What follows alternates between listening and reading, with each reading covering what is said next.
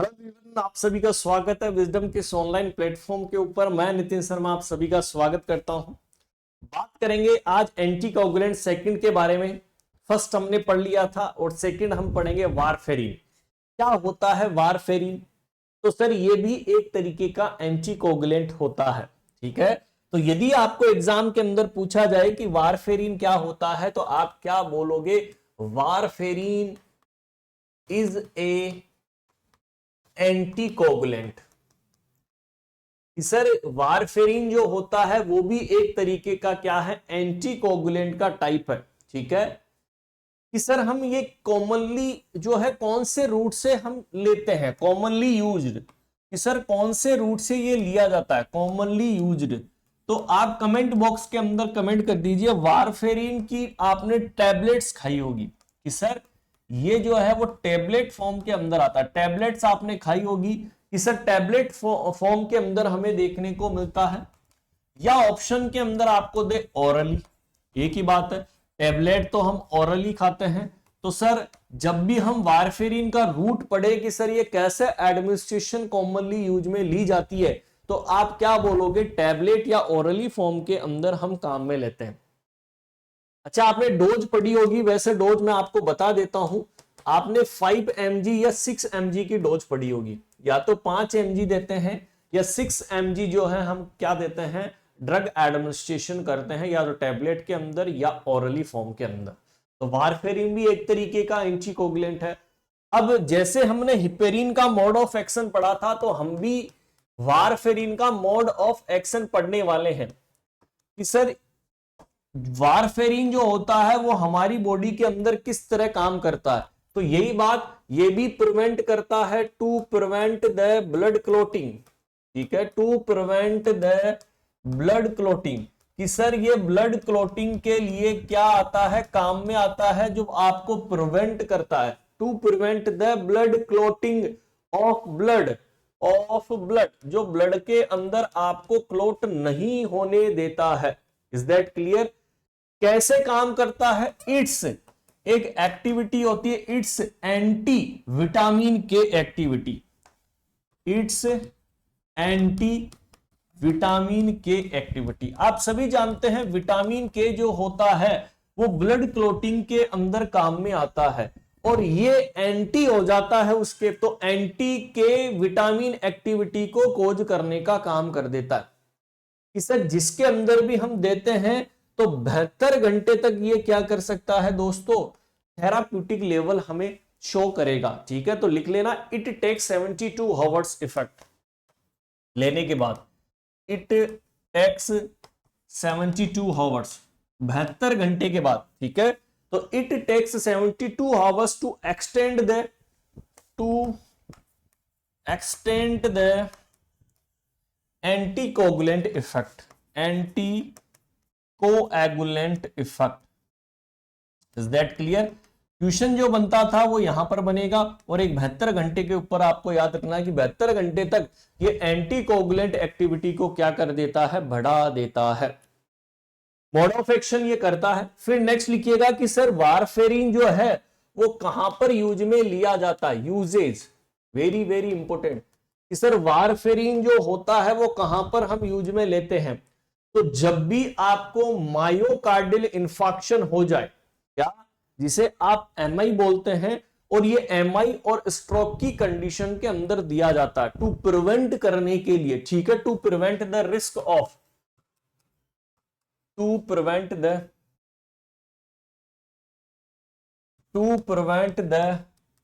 Risk of myocardial infarction and stroke, ठीक है। इन दो कंडीशन के अंदर सबसे ज्यादा यूज में लिया जाता है मायोकार्डियल इंफार्क्शन। यदि आपको जो है दिल का दौरा पड़ जाए, सॉरी दिल का क्या जो है हार्ट अटैक आ जाए उस कंडीशन के अंदर, और स्ट्रोक कंडीशन के अंदर भी हम यूज में लेते हैं। एक जगह और काम में लिया जाता है, इट इज कॉमनली यूज्ड। एक जगह जो है ये और काम में लिया जाता है कि जब भी आप वाल्व प्रोस्थेसिस करते हैं, वाल्व का रिप्लेसमेंट करते हैं हार्ट के अंदर, ठीक है। जब भी आप हार्ट के अंदर वाल्व रिप्लेसमेंट करते हैं वाल का मतलब आपके हार्ट के अंदर वाल्व पाए जाते हैं, और उन वाल्व का यदि आपको रिप्लेसमेंट यदि करना है, ठीक है, जो सर्जरी के द्वारा होता है, वाल्व रिप्लेसमेंट सर्जरी, यहां पर लिख लेना, वाल्व रिप्लेसमेंट सर्जरी जो हम करते हैं उसके अंदर जनरली हम यहां पर काम में लेते हैं। और बेसिकली जो मैकेनिकल प्रोस्थेटिक वाल्व होते हैं, कौन से मैकेनिकल प्रोस्थेटिक वाल्व जो होते हैं, प्रोस्थेटिक वाल्व जो होते हैं वो हम यहां पर काम में लेते हैं। Is that clear? तो सर एमआई और स्ट्रोक की कंडीशन के अंदर हम काम में लेते हैं, और जब भी हम वाल्व रिप्लेसमेंट करते हैं, सर्जरी करते हैं, मैकेनिकल प्रोस्थेटिक वाल्व हम लगाते हैं, वहां पर ये वारफेरिन दिया जाता है। ठीक है, जो भी पेशेंट यहां पर वारफेरिन थेरेपी लेता है, रेगुलरली उसका एक लेवल चेक करना है, रेगुलरली चेक्ड। कौन सा लेवल आप यहां पर चेक करते हैं? जैसे हिपेरिन के अंदर एपीटीटी हमने बताया था, तो सेम वारफेरिन के अंदर भी सर हमें रेगुलरली चेक लेना है। जो भी पेशेंट वारफेरिन थेरेपी के ऊपर होगा, आप बोलोगे पीटी एंड आईएनआर का लेवल। ठीक है, कि पीटी आईएनआर का लेवल हम रेगुलरली क्या करते रहेंगे, चेक करते रहेंगे, कहीं पर टॉक्सिसिटी तो ना हो जाए। ठीक है, वारफेरिन का लेवल ज्यादा तो ना हो जाए, तो ये भी आपको ध्यान में रखना है, क्वेश्चन पूछा जाता है। फिर क्वेश्चन ये पूछा जाता है कि मान लो कोई पेशेंट वारफेरिन थेरेपी के ऊपर है और उसकी कोई सर्जरी होनी है, और सर्जरी होगी तो इसका मतलब ब्लड लॉस होगा, और आप वहां पर वारफेरिन दोगे तो और ज्यादा ब्लड लॉस हो सकता है, क्योंकि ये एक तरीके का एंटीकोगुलेंट है, रक्त का थक्का नहीं बनने देगा। तो सर उस कंडीशन के अंदर हम क्या करेंगे? तो जब भी आपको ये लग रहा है कि मान लो कि मेरी जो है सर्जरी होने वाली है, तो सर्जरी से 3 दिन पहले हम इस वारफेरिन थेरेपी को बंद कर देंगे, वारफेरिन की दवाई हम नहीं देंगे। वहां पर हम क्या कर देंगे?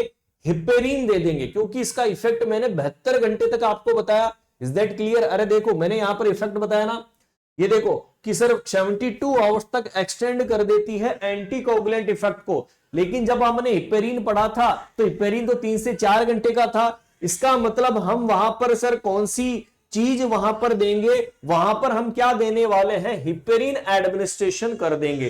If the patient who is taking warfarin, if the patient who is taking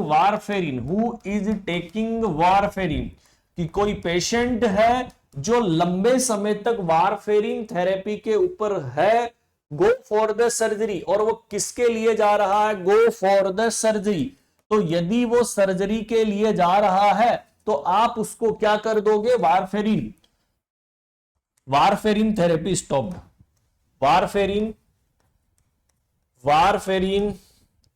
therapy stopped, warfarin therapy stopped before 3 days, कि आपको 3 दिन पहले ही क्या कर देनी है? इस वारफेरिन थेरेपी को स्टॉप कर देना है। Is that clear? कि stop 3 days before the surgery, 3 days before the surgery आपको इसे बंद कर देना है, और उसकी जगह आप क्या दोगे? Heparin should be administer. ठीक है, उसकी जगह आप क्या दे दोगे? Heparin should be administer. Is that clear? Heparin should be administer, कि अब हम वहां पर हिपेरिन एडमिनिस्ट्रेशन कर देंगे। Is that clear? क्वेश्चन पूछा जाता है। नेक्स्ट क्वेश्चन है, कभी भी वारफेरिन प्रेगनेंसी के अंदर नहीं देना है। Is that clear? लिख लेना कॉन्ट्रा इंडिकेशन।